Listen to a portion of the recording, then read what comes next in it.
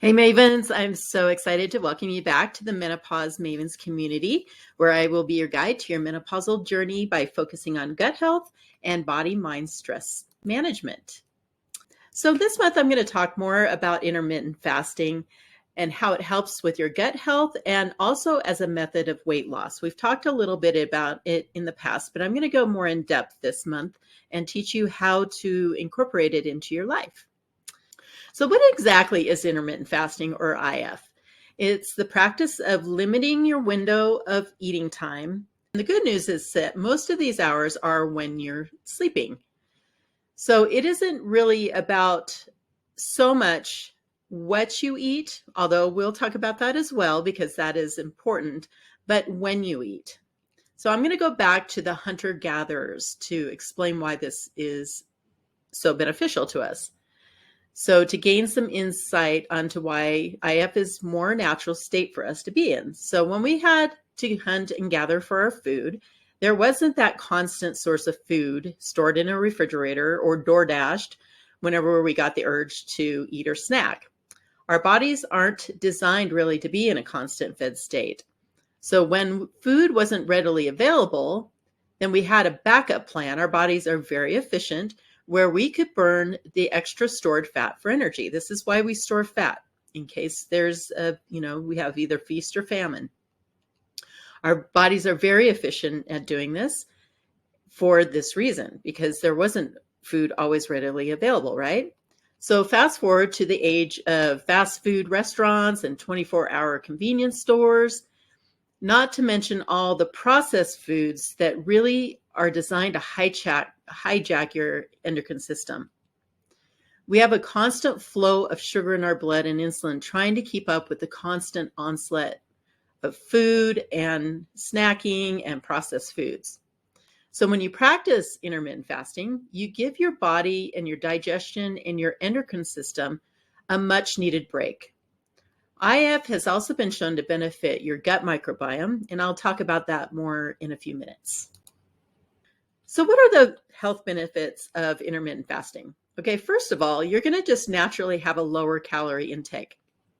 When you limit the hours of when you eat, you're going to naturally eat less. So, for example, I typically eat, when I'm doing intermittent fasting, I eat 2 larger meals a day and then usually a snack somewhere in there, because I do the 8 hours of my feeding window. So I don't really feel deprived, but you do have to be conscious of not overeating during your window. So just eat normally, like a normal meal. Intermittent fasting also lowers inflammation. It has been shown to lower the oxidative stress in our bodies. Oxidative stress is caused by stress. It can be caused by overeating. It can be caused by processed foods that cause damage in your body. So when you're doing the intermittent fasting, your body is given a rest. So it actually lowers the inflammation in your body. It has been shown to increase metabolism. Studies have shown that you're not only eating fewer calories, but intermittent fasting helps to slightly increase our metabolism. That's what we want, right? That's what our main issue is in menopause. We feel like our metabolism has come to a screeching halt. Studies show that you can lose 3 to 8% of your body fat in just 3 to 24 weeks. So that's pretty significant. Your cells can have time to repair and detox when in a fasted state, which helps to slow down that aging process. When your cells can repair, then they're not getting old and worn out, right? When they're not toxic, then you have healthier cells. You just look healthier. It helps burn more fat. That's what we all want. You're actually put into a mild ketosis state every single day when you're in the fasting state. So ketosis is when the body stores fat for energy, ketosis is when the body uses fat for energy because your glucose stores have become depleted. So glucose is the number one source of energy in your body, but when you deplete that, then you start burning fat. So in that 8-hour period of eating, if you're going 16 hours, then you've depleted that glucose in your body and you're put into a mild state of ketosis. It can also help to lower cholesterol, mainly the bad cholesterol, the LDL cholesterol. Intermittent fasting also curbs cravings. I find that I don't get those snack attacks when I practice intermittent fasting because I'm not expecting to get food every, 2 to 3 hours. I don't wake up and instantly eat and then eat right before I go to bed. When you do that, then your body's expecting that next um, food to come into your system. So you start, having cravings because you want to be fed again. So when you aren't in that constant fed state and your body is burning more fat for energy, that fat is energy. So you stop your cravings. Your body gets trained to burn the fat for fuel. So you aren't always looking for that next quick fix of carbs for your energy. It also increases what's called human growth hormone. And it's been shown to increase this 5 times the normal amount if you're not fasting. So this hormone facilitates fat burning and muscle gain, which helps to increase your metabolism. Some people will take human growth hormone as a supplement. And it's also shown to extend your life and slow down the aging process as well. It also increases what's called autophagy, which is how the body gets rid of old unhealthy cells and recycles to create new cells. Again, this is an anti-aging benefit. It helps to regulate your blood sugars and lowers your insulin resistance. So blood sugars, if you're in that constant state, fed state, your blood sugars are always going to be on the higher level, and you're always going to be producing insulin, which leads to insulin resistance. Next month, I'm going to go more into sugar and how that affects your body. But just know that when you're in that constant fed state, if you're craving sweets, you're always pumping insulin, which makes you insulin resistant, which makes you gain weight. So it also helps to reset our circadian rhythm so you can start to sleep better and lose weight. So when we're eating too late, then this can affect our sleep because we're not meant to eat right before we go to bed. It disrupts that sleep cycle. When you have poor sleep, then we gain weight, you can't think properly, and our moods get altered, not to mention higher risk of diseases like diabetes and Alzheimer's have been shown for people who don't get good enough sleep. And then this also helps with the microbiome and gut health. Yep, I love talking about the microbiome. So it turns out that intermittent fasting has a positive effect on your microbiome. You would think that if you aren't always eating something that you aren't really feeding your microbiome, but this is actually quite the opposite. So first, studies have shown that people who are obese have less diversity and numbers of gut bacteria than someone who is slim. So this just shows that if somebody's overeating all the time, that it doesn't benefit your microbiome at all. It actually puts a stress on it, and it actually kills some forms of the bacteria. So when we practice intermittent fasting, we actually increase the number of the species of beneficial bacteria. So there are many different kinds of bacteria. Remember, there's thousands of different kinds of bacteria, and we are about 90% bacteria in our body. They all have specific jobs in the body. Some of these species help us to digest our food.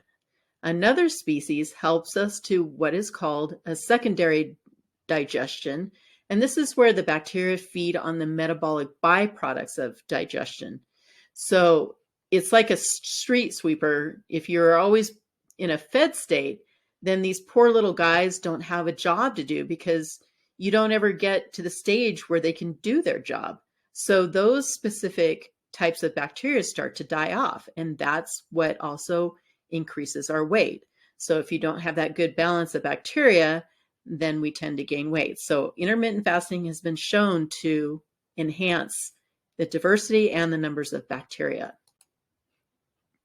So there is another amazing benefit of intermittent fasting and a healthy microbiome. Studies have shown that there is an increase in the beneficial short-chain fatty acid called butyrate. And that is a byproduct of our healthy gut bacteria. So when they feed on the fiber that we feed it, if you're eating good plant-based foods, you produce more butyrate. And this is a sign of a healthy gut and a healthy microbiome. It helps to nourish the gut, lining of the cells. Remember when we talked about leaky gut, how there's a single layer of cells in the gut lining, and if these get inflamed and they're not healthy, then you can get what's called leaky gut, and all kinds of things can escape your gut, and it affects your immune system, it affects your health, all this stuff gets into your blood. So it helps to protect against that leaky gut syndrome. It helps your immune system. Remember, most of your immune system, over 70%, is located in your gut, in those cells, by strengthening your defenses against the pathogens and by lowering inflammation. When you have lower inflammation, you're going to have less leaky gut. It also helps a certain protein to bind with cells in the gut to reduce your appetite and lowers the inflammation in the gut lining. So how do we start the practice of intermittent fasting? Well, there's really no right or wrong way to do intermittent fasting. So if you are a late night snacker, for example, then start by cutting out your late night snack. If you stop eating at 8 p.m., then don't eat again until 8 a.m. That's a minimum. 12 hours is a minimum for intermittent fasting. It's not really that hard to do. I mean, if you stop eating at 8 o'clock at night and don't eat till 8 in the morning, I mean, some people, they're used to waking up early and eating right away, but try and just put that off, even if it's just 10 hours to start, whatever you need to start at, but keep slowly getting that intermittent fasting time, that fasting time longer and longer. It doesn't matter how long you take to do it, just start. So 12 hours is what I call a minimum time. But like I said, if you need to start at 10 hours, then do that, depending on what your normal habits are. Then you want to work your way to a 16-hour fast and an 8-hour eating window. For example, I stop eating by 6 or 7 at night, usually by 6, and then I don't eat until about 10 or 11 the next day. So when I'm consistent with that eating pattern, I really do not feel hungry in the morning at all. I actually like to go for my morning walk in a fasted state. I feel like I have more energy, like I'm lighter. You can drink water, coffee, or tea, so you don't have to go without anything. And if you like a little something in your coffee, I know some people like, a lot of cream and sugar in their coffee. You can use what's called a keto creamer that will help you keep in that state of ketosis, and it also kind of take the edge off your hunger.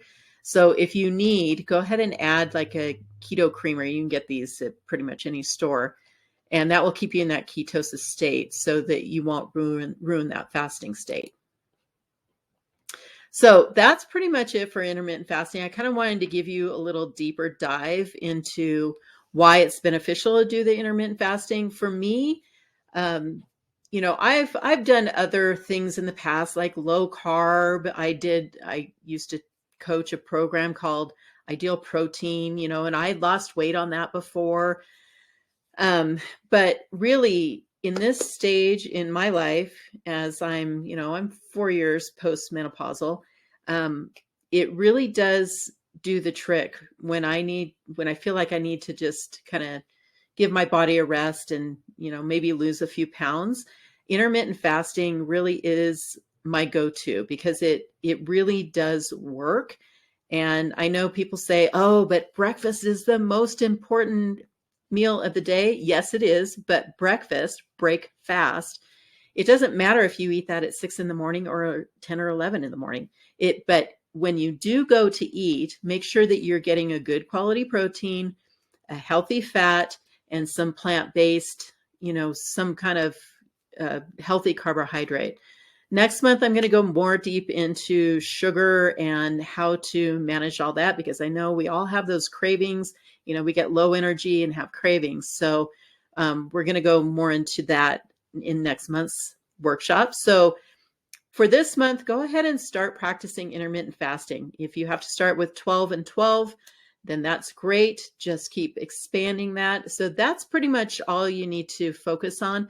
Keep looking at your recipes, download those, and then also use those guided meditations, keep that stress level down. And then, if you want to follow the eating plan or not, or just pick out some great recipes, include lots of plant-based into your diet. And then make sure that you're sharing your journey with us. Maybe check in and tell us, how it's going with your intermittent fasting. That would be amazing. So until next month, we'll catch you later, Mavens. Take care.